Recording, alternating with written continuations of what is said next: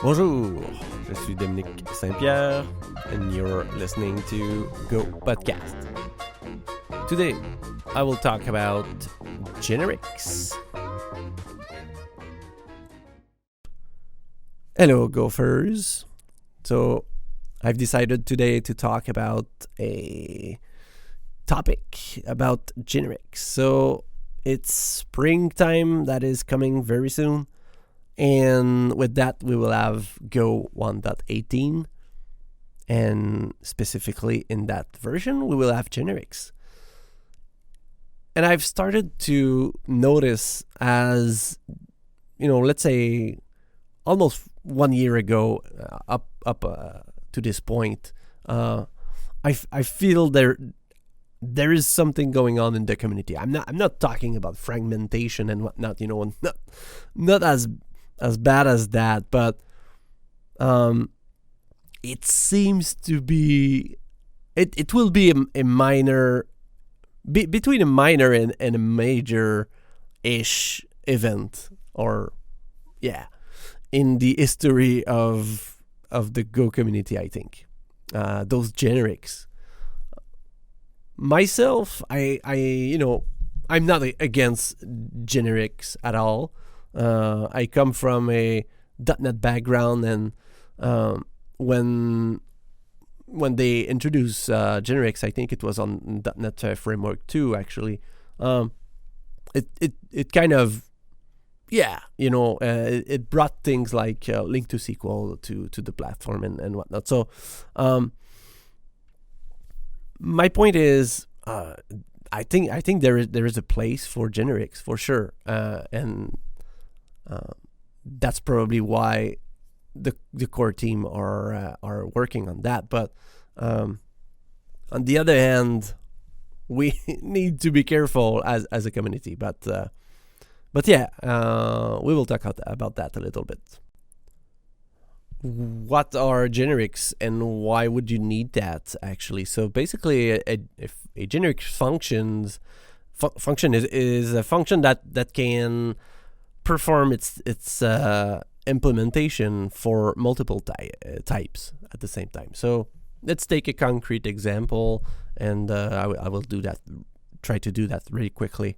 Let's say you want to add two numbers together. So you have a function add that accepts a and b, which are of type int. So at some point in your application, things can change, requirement can change, and you might need to call this add function, but with a different int type. So let's say that you define your function with an int 64 in mind, but at some point you will have an int 32, and now you cannot call your function because it's not the same type. But not only that, but let's say you have something completely different, like two floats 64 that you will need to add together. So you would need to create one function per type, even though the implementation is exactly the same.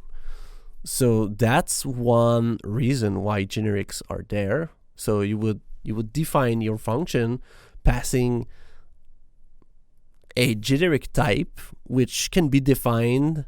You can use an interface and define constraint on your types. So you could say, well, I'm going to accept all int, so int 8, 16, 32, 64, and floats and whatnot. And you would have a generic version of your add function. So now you can call it, with lots of type. So that's one reason. To me, generics are going to be very useful. Well, and this is my opinion, but I've been writing a lots of for loops that I would have preferred to have like one-liner-ish version of that. I've done a lot of functional programming in the past like 4 years, and language like Helm, for example. I mean, I do like Go. Don't get me wrong, but doing a for loop just to, I don't know, find an item in a slice, or remove an item from a slice, or whatever the reason, we are doing a lot of for loops, and I think the developer experience, or at least the verbosity of Go could be diminished a little bit. But on the other hand, I mean, we have to be careful as a community not to go too far with that, and that's why I think there is two packages that the core library is maybe more, but there is this slices package and the maps package at the moment, which this is what I'm talking about. They probably have thought about that, and I was looking at the functions that those packages include. They are bare metal, if I can say that. They are a starting point, but to me, just like I like to use the HTTP package in the core library versus other libraries or even frameworks.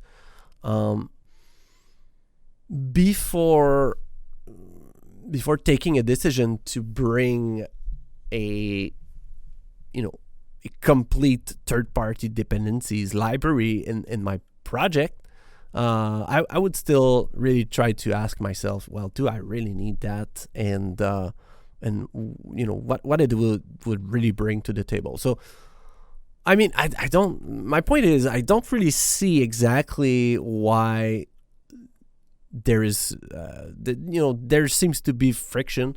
Of course, there will be a lot of libraries that will be created. It's already started, but I think it will be a little bit worse when Go, launch, exit the beta phase, but yeah, at the end of the day, it's not because a library exists that everyone needs to jump in and use that. But some might say, well, what about newcomers to Go? So they might stumble on a library and think that they should use it or whatnot. So it's fine. I mean, if the library is good and the maintainer is careful and whatnot, I mean, there might be some changes that is coming to the community. It might start to please different developers and whatnot. It's a question of taste at the end of the day, I think. And if someone wants to prefer to use a certain libraries instead of doing for loops, then by all means, that's great. I mean, I don't really see the point. I don't think Go will become Node.js. It's not in my opinion, I don't see that coming. But I certainly see that there might be some different way of programming that is coming because of generics, and I don't think it's a bad thing. We just need to continue to be careful. Well, it's like that for every dependencies. Well, you still need to be extremely careful about all dependencies that you bring to your application. And I can really talk about that with passion because I'm maintaining very, very old applications. So we are talking about 2002, 2003 code bases that I'm still maintaining today in my consulting. And yes, I will tell you that it's not fun. It's not when you're stuck with a bad dependency or dependencies, um, yeah, it's rough. But at the end of the day, it can always be replaced with the proper money and time injected into that. So I'm not sure where I wanted to go with that, but yeah, the main point is, we might see lots of libraries being created in the next 6 months probably. That would be mostly my approach to generics. I will start to use what the standard library is offering. When it makes sense. I'm not going to change my code or whatnot. Even that when 1.18 is launching. I mean, it's already working great. I like Go. I really like that language. But of course, there is some places that I still find verbose, and I'm talking about lots of loops that I think can be they are not really bringing too much in terms of readability and whatnot. So when you have multiple loops that do the same things, and it's replacing that with a good named function like, I don't know, slice.remove or whatever, I don't think we are losing any kind of benefits there. But yeah, like I was saying, I will not start running and rewrite all my code with generics. I will start to appreciate where functions from the standard library myself. Slowly I will start to write probably some generics function myself when it makes sense, and before writing one, I will really need to have the need for. So what I mean by that is this add function. So as soon as I would have a second type that would need the same functionality, then I would say, all right, this is the time to write a generic function. I will not start to write generics function without the need of that. So that's not the way to go, I think.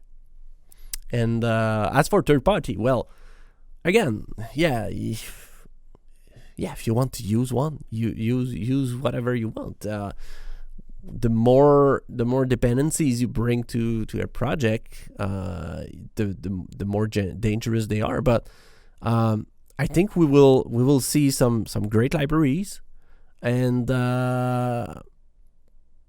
it's up to the developers to opt in to use them or not. It's not an issue. I mean we are not going to see generics everywhere. I think it for the first 3-4 months. I think yes. I think it will be like super painful because and I'm mostly talking about let's say the Go Reddit, the Go subreddit. But I think we will see a lot of posts each day as well. Oh, this is the library, and etc. So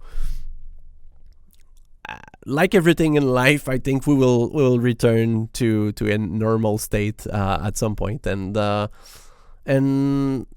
think 1 year from now we will be very, very appreciative about generics. Well, I will be in fact. So I hopefully we are still very careful, and I think the core Go team are great about that. So. But yeah, this is this is something that's happening in the community, and I feel